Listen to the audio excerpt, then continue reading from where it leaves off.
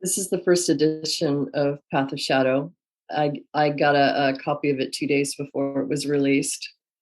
And, obviously for me, I went right to the section on reason where the math is, and I'm reading it, and I thought, holy shit, he did the Fourier transform and inverse Fourier transform formulas incorrectly. And I went to him in a panic.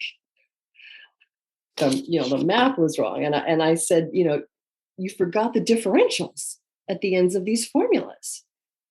And you can't do that. And I know not everyone is versed in calculus, but I want to give a brief explanation why.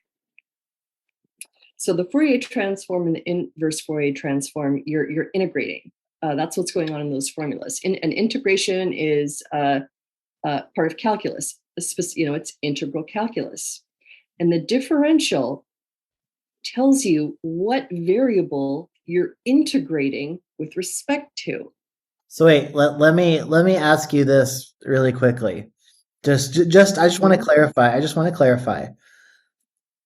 In the first edition of Path of Shadow, he got the math wrong for the Fourier transforms and published that with the math wrong. And his entire everything he says has to be backed up by these equations being right.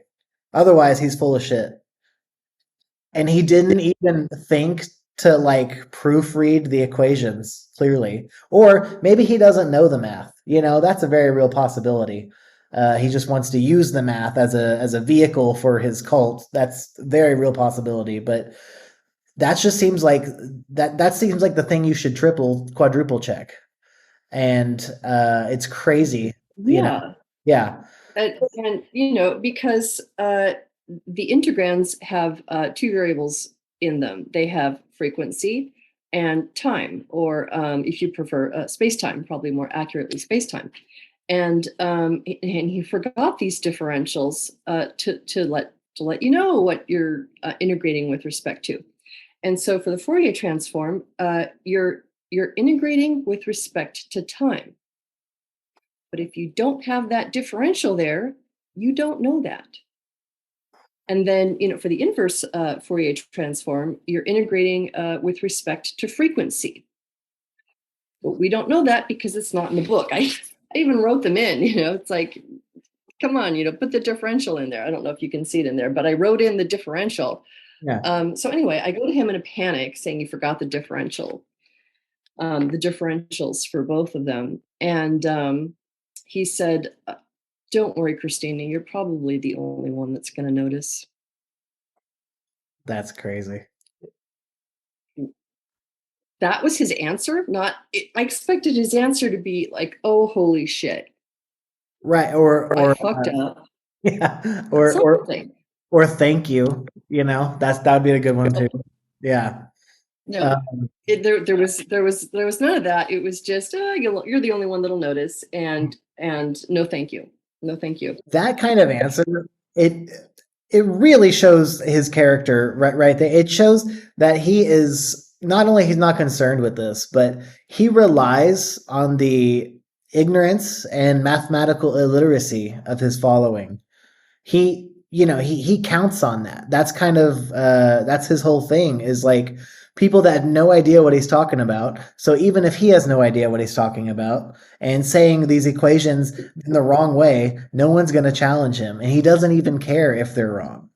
But that's just disgusting. It really shows a lot about Morgue as a person and his intentions. He did correct it in the subsequent editions, because I pointed it out to him. So yeah, there's that. And I just can't emphasize how meaningless those equations are if you don't know what you're integrating with respect to. And then there's the, I'm just grabbing it, the Ontological Mathematics book. Mm-hmm. You're all familiar with this, I hope. The Hyperians are, and Illuminists are. Okay, so there's a section in this book called Inside a Monad. And on page 59, he states, integers are whole numbers. No, they're not. Right. And So again, I was just like, integers are like 1, 2, 3, 4, 5, and negative 1, 2, 3, 4, 5, right? That's like yeah, and zero. Yeah, it's yeah. okay. Okay. And and whole numbers are, there's no negative. It's negatives. It's just 0, 1, 2, 3, 4, 5. So I see that sentence. And then later on, like a couple pages later, he says a monad contains frequencies of every possible value, which are all integer, in parentheses, whole numbers, whole number, blah blah blah blah blah. No, and again, that's wrong. He's trying to use them interchangeably, which they 100% are not. They're two distinct types of numbers. And then he also gave examples. He said, and I'm just going to read it: 1, 27, 5, -8, -16, and 72,561 are all whole numbers. No, they're not. -8 and -16, those are not whole numbers, those are integers. So while we were preparing for this video that we're making, I went and I got the Kindle version and I looked in it. Oh, first of all, I got to tell you, I went to him and I said, "Holy shit, more mistakes." Yeah. And his response was, "Well, I was using whole number in the colloquial sense. You can't do that in a math book where you're defining these things, you know. Whole Yeah. numbers are one thing, integers are another thing. You can't."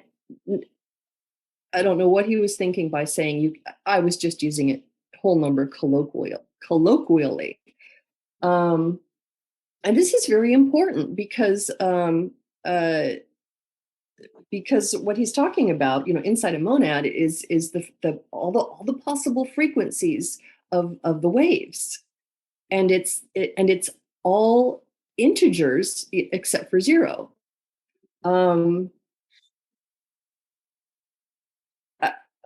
Again, okay. So I'm sorry. I'm going to calm down a little bit here because this was something I was very upset about. That these errors were here, and I looked in the Kindle version, and he has corrected 2 of the 3 errors I just pointed out.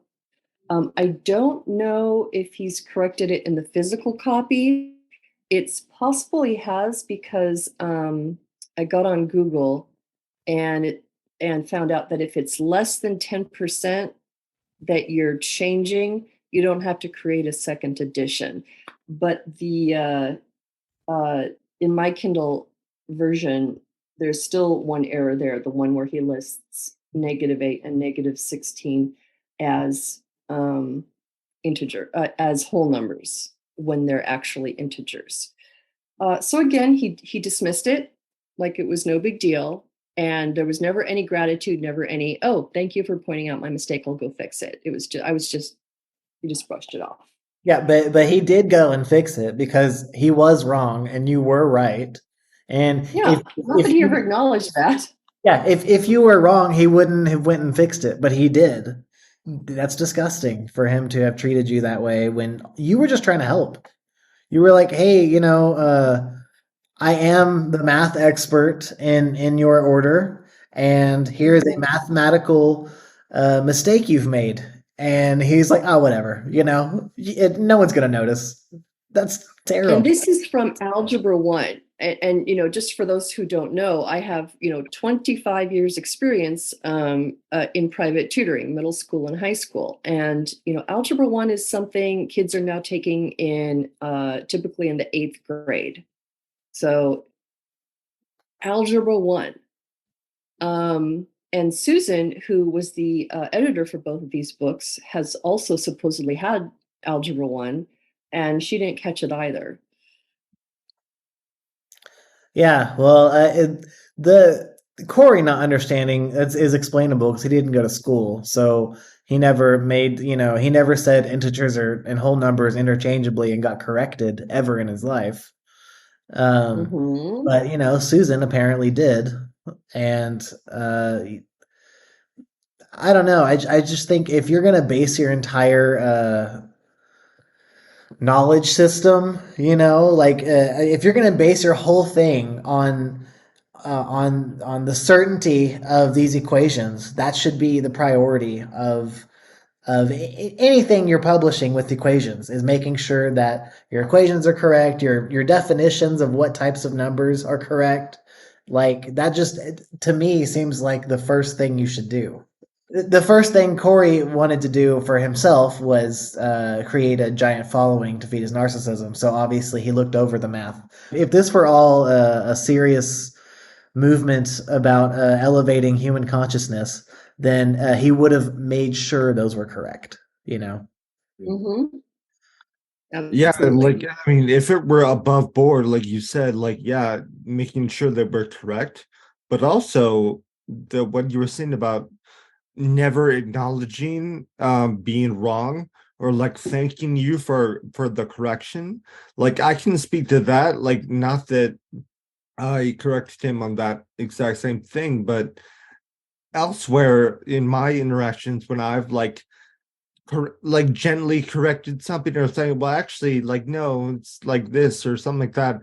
There's like a supreme like hesitancy and like unwillingness to accept there was like any wrongdoing on his part, which is like very telling, I think, in regards to like who Corey is as a person,